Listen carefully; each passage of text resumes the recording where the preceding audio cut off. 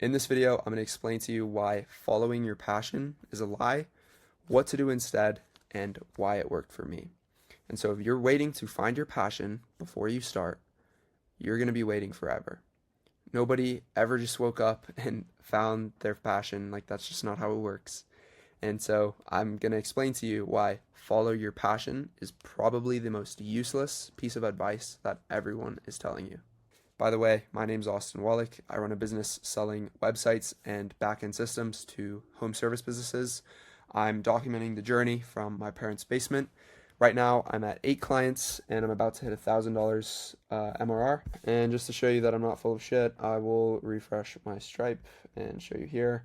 So I have 8 customers, 635 MRR. 2 of them are still on free trial, and then once those trials end, this number is going to be 1,000, and I'll make another video updating you guys when that is there. And quick disclaimer for this video, this is just what's worked for me. I learned it from Alex and Layla Hormozi, and so the whole purpose is just to share what's helped me during my journey, and hopefully help some other entrepreneurs out there, or maybe even just people who haven't figured out what they want to do yet. And so if you have found your passion and it's working out for you, keep doing you, man. Like, this is just me sharing what's helped for me. So the first thing I wanted to go over is why following your passion is a trap. And the core idea really is that you just can't follow something that you haven't found yet. And I know that sounds simple, but it's like telling someone to get in shape before they go to the gym. Like, you just have it in reverse order. And I think a lot of people struggle with that. I have friends that have struggled with that as well. And people around me. So I'm making this video to hopefully help those of you who don't actually know what you want to work on, and maybe you're young and entrepreneurial like me, and you just haven't picked anything yet, and you're in this like limbo of like trying to choose something that you're passionate about. But the truth is, you're not going to find what you're passionate about unless you try something and suck at it first. And so that's what I want to get into. So most people who say they have found their passion most likely started out in something, sucked at it, kept doing it, got better at it, enjoyed the process of getting better at it, and then started seeing results, and then started to enjoy what they do. Because they're seeing results, they're enjoying what they do because they got good at it. But they leave out the part where they sucked in the beginning. And that's where I think this problem is coming up. And it's the fact that there's this mismatch between where what people actually did and what they're telling you. And so I really just don't think that passion is something that you discover, and it's more of something that you build by starting out and trying things, not just looking at different opportunities and trying to figure out what you would like. And that's where I think a lot of people are going wrong. And so hopefully this video is going to be helpful. And I think waiting to find your passion is really just procrastination. Like, you're just procrastinating because you're not willing to try anything and suck at it. Except you have a better excuse. Like, you have a cooler story, which is like, yeah, I just really haven't found my passion yet. So you're just procrastinating is the truth. That brings me to my next point, which is what you should do instead. So if you really are one of those people who has no like interest, or you have no idea what you want to work on, or no idea what you want to try, I'm trying to get you to just pick one of those things and try it. And I think a helpful frame for this is Charlie Munger's frame, which is invert, always invert. So if you're trying to ask yourself, what is my passion? What do I want to work on? Invert that and say, what do I not want to work on? And so how do I solve for that equation? What do I not want to work on? Well, you pick something and you try it, and then you realize that you suck. You keep putting in reps for whatever reason, which I genuinely believe that you can get good at anything that you want. Obviously, people have advantages and disadvantages, so pick something that plays to your advantages. But let's say for this hypothetical scenario that you really just do suck at this thing, and you've been trying to get better, and for whatever reason it's not working out. At least you've eliminated an option from the list of things that you could have done to get to where you want to go. Like, you've eliminated one, so you made progress. And that's better than sitting around waiting to pick one. And what you'll come to realize is that when you get good at stuff, it becomes more fun, more enjoyable, and easier for you to keep doing. But the problem is, like, the first stage when you really try something, you suck. And you just need to keep putting in reps, and you need to realize that sucking is okay because you've never done this before. And the fact that it's hard is what makes it valuable. So you just need to get through that period and then get to the stage where you're better and you're getting more results. You're getting better at the thing that you're doing, whatever it is, and then it becomes fun. But you need to get through this like mound of shit period. And that's like it's tough. Like you just got to suck it up and realize like it's okay to do work that I don't like doing or do something that I suck at in order to get to the end goal or your ultimate desire, whatever it is. It's okay to suck and do work that you don't like doing. And so a relevant example for me is with this business that I'm running right now, I like to think of myself, or at least I enjoy the sales process a lot more. So I like getting on sales calls. I like talking with people way more than I like actually building the websites or like building out these automations. But I'm willing to sacrifice the time it takes me to build out those automations in order to get to my end goal, which is a business that is making a lot of money. That like I'm gonna be honest, like I just want to make a lot of money. And I'm not passionate about websites or automations by any means. I want to make a lot of money, and that's the truth. And so I've picked this path because I've seen that it works. I've seen other people do it, and so I'm just gonna do exactly the same thing and suck in the beginning, which I honestly think I'm starting to get out of that sucking stage because I'm getting clients and people are happy with what I'm delivering. But yeah, you just got to get through that period, and that period sucks. You just got to realize that, and you just got to suck it up and keep going.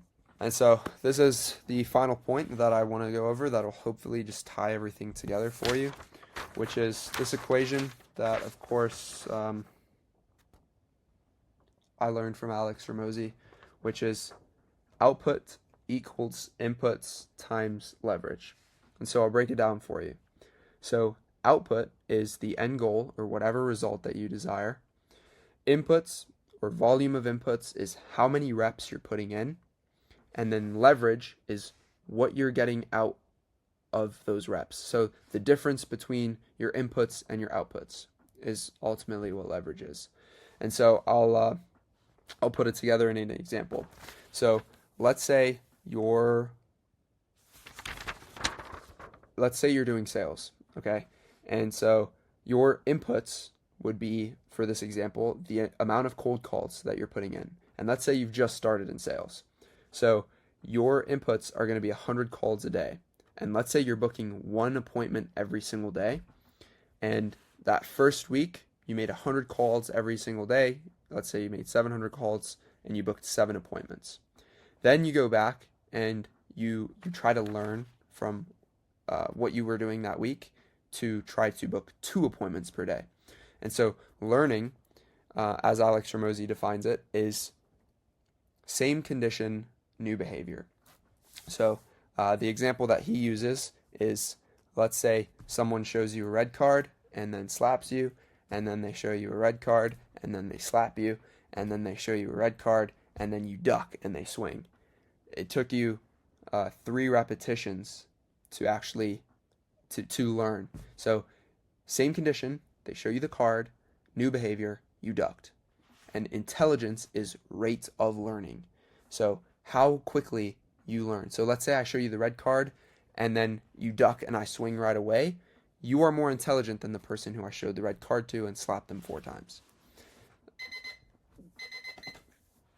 And that just ties into inputs. So the amount of reps that you're putting in and what you're getting out for those reps.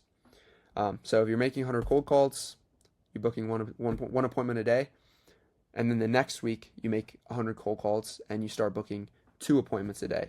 Your leverage has increased. So what you're getting out for what you're putting in. I wonder if I put that right. the difference between what you're putting in and what you're getting out. That's better. And the only way that you increase your leverage is by doing more volume and getting better at the inputs. And it usually sucks. Like, cold calling is not a fun process. It's not a fun part of my day to day. And that's just the truth. But I'm willing to sacrifice things that I'd rather be doing for that cold calling, which I know is required to get customers and ultimately just like get this business off the ground. And so I'm willing to sacrifice things that I like to do something that I don't like to get the thing that I want the most, which is a business that's making a lot of money. And I hope that's making sense to you guys.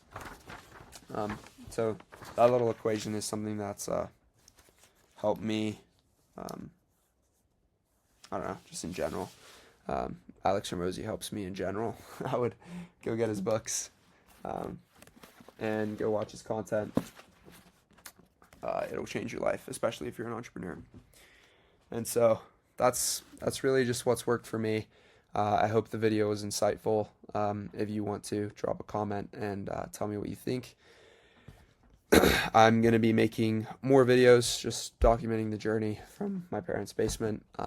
Hopefully getting this business to $1 million a month, which sounds crazy, but I'm going to try my best. So let me see if there's any more things that I wanted to hit on. I mean, pretty basic stuff. Like, it's hard for a reason. If it were easy, everybody would do it, and then it wouldn't be valuable because everyone would have the result. So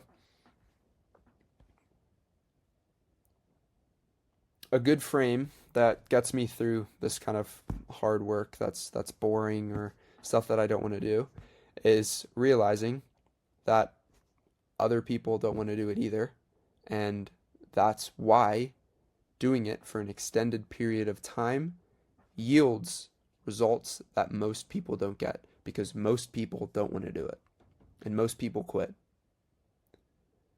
And that actually really does help me keep doing work that I don't want to be doing, because you realize, okay, this is exactly where somebody else would quit and just start something else and like give up, and then they have to start over again.